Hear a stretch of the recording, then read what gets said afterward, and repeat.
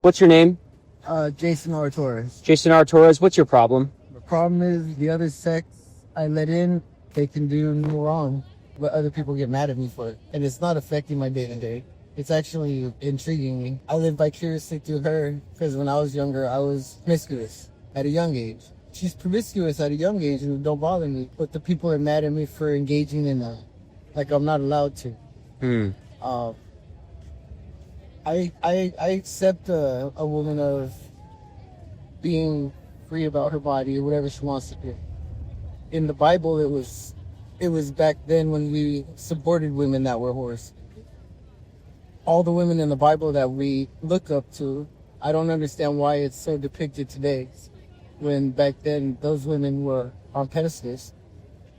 And now that I'm trying to become somebody, they're holding me on a pedestal like I can't have that, but they could have. So I'm intrigued on the fact that why can't I let love be my kind of love that I want? Hmm.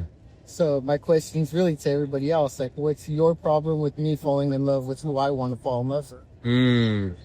So that's my predicament today, because I want to please people with my music and stuff. I'm not allowed to please myself with happiness. Why are you letting them control your happiness? I'm not letting them. It's the vibe I'm feeling, because I'm very big off of the energy. Right. So if I feel the energy, I feel the energy. But we must have some control over letting other people's vibes affect our happiness, no?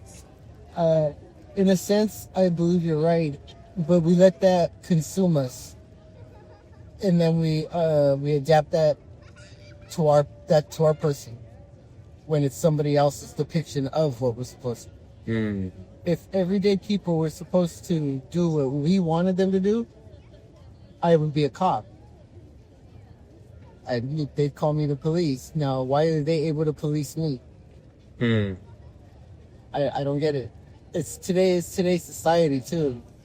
Comes down to why doesn't our city police itself? Well, we just got to call the cops all the time. Interesting. In the 60s, we didn't have to worry about our kids looking at somebody falling in love and say that that's wrong, the way that they're loving. That conversation was already done out of the house before they even went to school, went to the neighbor or anything. Today, we just are so quick to call the cops on everything. We're forgetting our morals at home. We're blaming it on other people because we didn't put those morals instilled in our kids. So we're calling the cops because we don't want our kids to deal with it. Hmm. It all comes down to why aren't we parenting at home the way we're displaying it outside? I just think you're too smart to worry so much what other people think. I hate that answer. That's okay. I hate that answer because you're so right. I'm not to say I'm smart. I overthink things a lot. Yeah. And it seems to get in the way of my feelings for other people. Words don't hurt unless you haven't been through.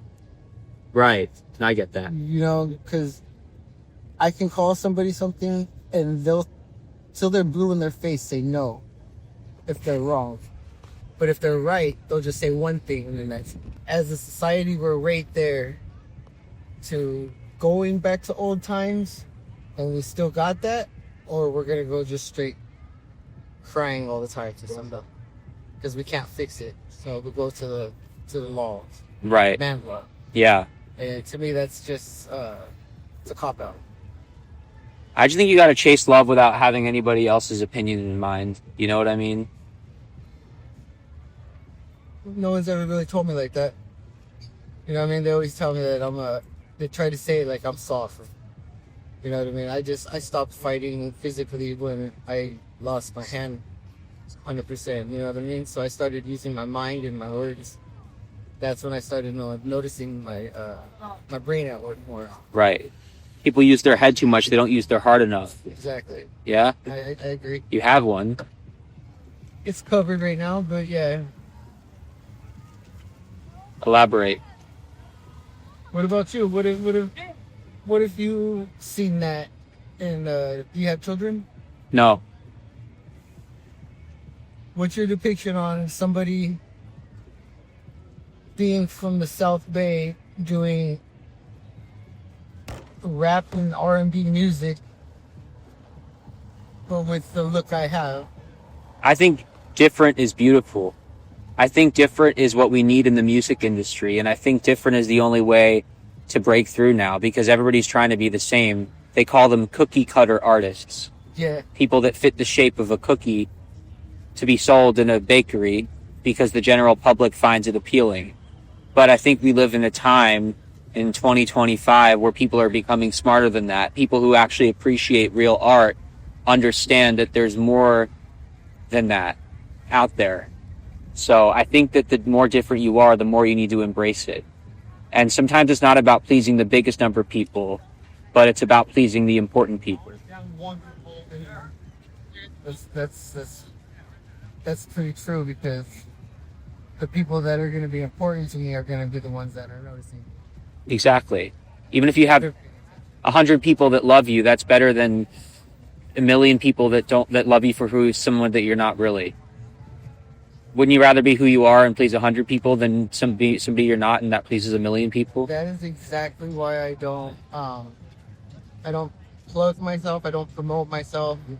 I don't go around with and hand them to people. Yeah. I want word of mouth. Yeah. I want the word of mouth that someone heard I could guarantee someone listens to my music out of 360 songs, I guarantee they'll like it. And if I can tell somebody that this is my profile, I guarantee you'll like something. Do you have music out on Spotify or streaming services? I have some on Spotify, some on SoundCloud, but I use Rap Fame, and I have like 600 songs in the bank and 300 public. Nice. Wow. So how long have you been making music?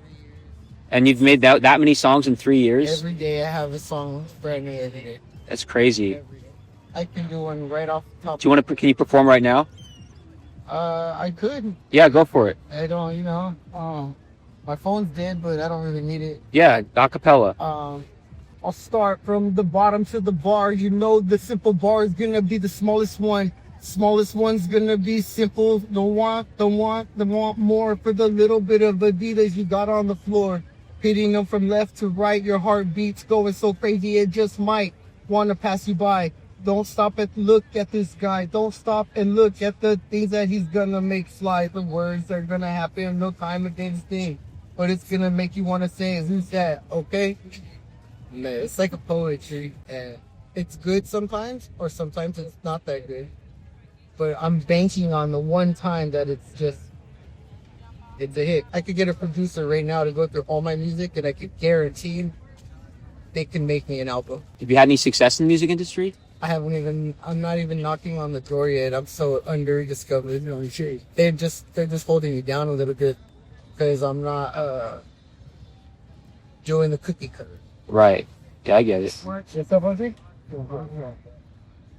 Sunglasses? The Pokemon cards? Okay. Oh, I got one for you. It's a big ass one. Like, yeah, man. I pride myself on being helpful to everybody too. So Yeah. that doesn't go with the genre of being a rapper or a rhymer. But to me, who's to define a rapper? They don't know my best friend was killed out here. They don't know that my girlfriend's, borderline prostitute or whatever. It doesn't fucking matter. It's my ex-girlfriend. Comes down to what does that matter to you? Right. And then what does that have to do with my music? That they have nothing to do with each other. Right. It's just, who's to say that, okay, now I'm going to have to go to Compton and then I could be called a rapper. Now I'm in Compton. Right. Hell no, I'm from the South Bay. IE raised. My dad was from the South Bay. I can't take that roots away from him. I'm a Northern Mexican from the IE with long hair. And I say bro, gnarly, and D. But I got a dead brother from that and a best friend that did 25 years in prison for my family. Wow. Who the hell is somebody to say I'm not qualified to be a rapper? Look where I live. Right. This is the hood right here. I don't got no problems facing me no more. But every neighborhood I go to, I respect it and I have their back as if they have my back. That's how I rock Venice. That's the code, yeah? It's just is what it is. I've had 4 people die in my life, and they all died mad. So you learn. It's nothing I never tell nobody. You can't handle something, don't even get in it. Don't. But if you can handle it, that's gonna define who you are. Wow. And that's what I do. I mean, I know I have a much probably easier looking life, but my grandmother suffered my whole childhood. All she was doing was going to hospitals and in wheelchairs, and then she died of a heart attack. And my mom said the lesson she learned from her was you have to learn how to cope, meaning she was always suffering, but she never acted like it. She got used to the pain. Maybe. And the pain became an everyday, like getting out of bed. Just an extra, stretch. Only grandmas can do that. and grandpas can only do that. Yeah. But men, I think we're a little crankier than women. Correct. So for us as parents, I'll let you know this right now. We're good to spoil or crank. Yeah. You know, because it's kind of it's a way we're teaching our kid, like, haha, this is what you did to me. This is, Yeah. you know, and show me who you are. That'll show me what kind of parent you're gonna be. Right. Because it'll reflect that to the kids. All my kids are going to college. I was a stay-at-home dad for half my career, and the other half I was a warehouse worker, and I sold $3.8 million furniture. I had a career. I was successful with a $1 million home. I just, at the end of it all, I didn't want to take that away from my kids. Right. So I came out here and started over from the bottom. And I have a son becoming a doctor too. Wow. At UCLA. I wasn't there for him at all. So that's God, my dad saying, you're doing the right thing, but just stay on the right path, you know, you're dropping good seeds. And my 2 kids that I was there for, my stepsons, 13 years, they didn't do drugs or girlfriends until after high school. They did dances, they courted, they did everything they were supposed to. So who's to say I'm a bad dad? Who's to say I'm a bad guy? My kids would be in jail or prison or drugged out if that was who I was reflecting. So they could take that somewhere else. They got nothing against me that's totally bad, but nothing against me that's totally good, except for the outcome of my kids. So Wow. they leave it at that. Yeah. Well, before we do leave, is there one more piece of advice? I know I'm the one giving advice, but any other lessons you've learned that you want to pass on? Stay your own critic. If you can't look at yourself and understand that you're funny, understand that you need to know when to be quiet. If you can't do that to yourself, then at least surround yourself by somebody that can do that. Because that's needed today, is that self-awareness. Yeah. Because we're changing very quickly. Yes. We're adapting to this extra chemical on the periodic table, which I call is energy. That little buzzing sound you hear. Yeah. You know, when you turn the TV off, you hear it. That's a unknown periodic table element. We didn't have that as an element, but we know it's there. So to me, it's a new something new, because God didn't want, or your faith didn't call on electricity to be there later. Right. Well, we got it. So now what are we doing with it? You know, my advice for you is just to use the energy wisely and keep brainstorming with what you're doing. It's awesome. It's much appreciated. Homeless out here, you would be amazed on what art they got, what talent they got. Oh, I know. It's just, they're harnessed. Because I think we're holding back on our art. But yeah, man. God bless you. God bless you too, man. Advice chair, you're dope. Thank you, bro. You like? I know I don't. I had one. I don't know what they do with it.